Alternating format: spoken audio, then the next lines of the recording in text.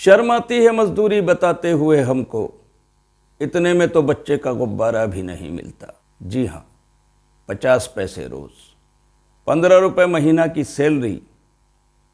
आप खुद ही बताएं, इस महंगाई के दौर में 15 रुपए महीना की सैलरी में कोई गुजारा कर सकता है क्या? हाँ, कर सकता है।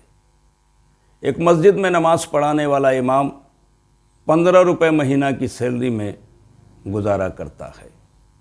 ये बात हम यहाँ इसलिए कह रहे हैं क्योंकि एक मस्जिद के इमाम साहब को इतनी ही सैलरी मिलती है, और ये इमाम साहब किसी गरीब मोहल्ले की मस्जिद में नमाज पढ़ाने वाले इमाम साहब नहीं हैं।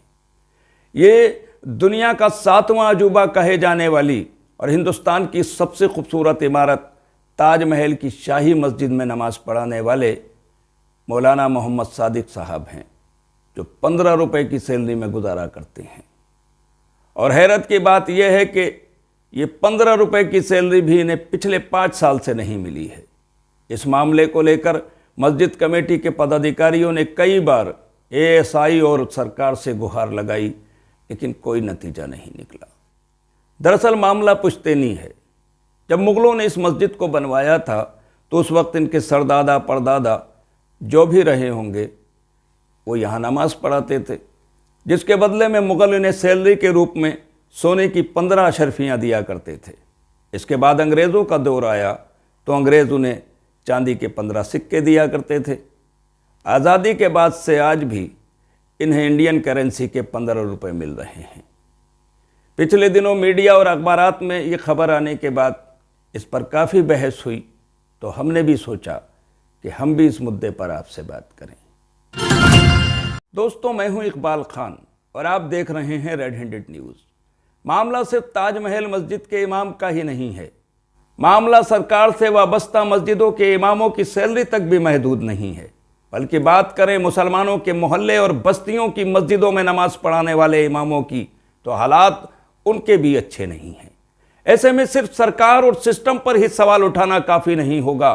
सवाल कौम के बेहिस्सों पर भी उठेंगे। सवाल हमारी और आपकी गहरी नींद पर भी उठेंगे। सवाल उन मालदार मुसलमानों से भी होगा जो आलीशान मस्जिदों की इमारतों की तामीरात में बढ़ चढ़ कर हिस्सा लेते हैं, लेकिन इन खूबसूरत मस्जिदों में नमाज पढ़ाने वाले इमामों की सैलरी और तनख्वाह पर कोई बात नहीं करते। इमामों की सैलरी पर कोई बात नहीं होती। एक महीने इमामों की सैलरी पर गुजारा करो तो हकीकत सामने आ जाए। मस्जिद तो बना ली शब भर में, इमा की हरारत वालों ने मन अपना पुराना पापी था, बरसों में नमाजी हो न सका। डॉक्टर अल्लामा इकबाल का ये शेर बहुत कुछ कहता है और बताता है कि आज से करीब 150 साल पहले इकबाल के ज़माने में भी ऐसे ही हालात रहे होंगे। उन्होंने इस दर्द को महसूस किया होगा और फिर उनकी ज़बान से निकली ये बात अशार की शक्ल में ढलकर तब से लेकर आज तक के हालात की तर्जुमानी कर रही है। मुल्क में मस्जिदें तो बहुत बनी, लेकिन न नमाजियों के मिजाज बदले, न इमामों के हालात। इमामों को मिलने वाली सैलरी इतनी कम है कि बताते हुए शर्म आती है, हया आती है, और ऐसा लगता है कि हर महीने इनके साथ एक मजाक होता है।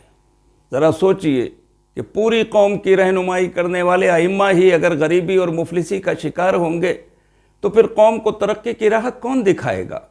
जब इमामों के बच्चे ही आला तालीम हासिल नहीं कर सकेंगे तो फिर कौम के बच्चों की तालीमी ताकीद कौन करेगा? जब इमामों के घरों के माली हालात ही अच्छे नहीं होंगे तो फिर कौम की माशी तरक्की का खाका तैयार कौन करेगा? याद रखिए, अगर वक्त रहते इमामों के हालात पर तवज्जो ना दी गई तो ऐसा ना हो कि आने वाली नस्लें इमामों की रहनुमाई से महरूम हो जाएं। मस्जिदें तो हों, लेकिन उसमें नमाज पढ़ाने वाले इमाम ना हों। एक बड़ा सवाल है, सोचिएगा ज़रूर। अभी के लिए इतना ही। देश और दुनिया की तमाम खबरों के लिए देखते रहिए, पढ़ते रहिए रेड हैंडेड समाचार। जय हिंद, जय भारत, हिंदुस्तान जिंदाबाद।